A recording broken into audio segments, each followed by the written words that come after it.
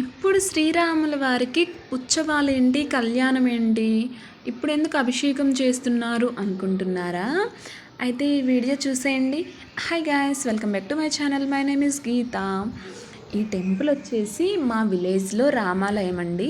కొత్తగా కట్టారు, చాలా బాగుంటుంది. అసలు చూసారా రాముల వారు ఎంత అద్భుతంగా ఉన్నారో. మొదటి 3 సంవత్సరాలు కూడా గుడి ప్రతిష్టాపన ఏ రోజు జరిగిందో ఆ రోజు మాత్రమే స్వామివారికి అభిషేకాలు, హోమాలు, కళ్యాణం చేస్తారు. మా ఊర్లో ఈ సంవత్సరం 3వ సంవత్సరం అనమాట.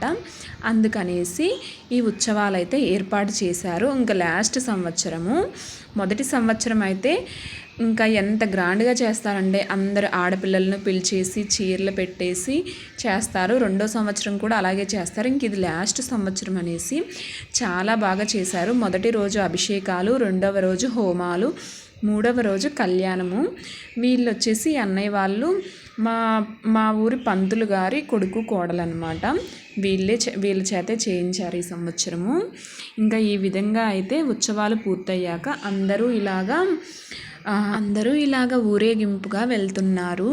ఇంకో విషయం ఏంటంటే మా ఊరి ఆంజనేయ స్వామి ఎంత పవర్ఫుల్ అంటే వర్షాలు పడని రోజు, ఆ సంవత్సరం అంతా వర్షాలు లేకపోతే ఆ స్వామికి అభిషేకాలు జరిపించి 108 బిందెలతో నీళ్లు పోస్తే ఖచ్చితంగా వర్షాలు పడతాయి. అదేవిధంగా మీరు అనుకున్న కోరికలు నెరవేరుతాయి. Please like and subscribe.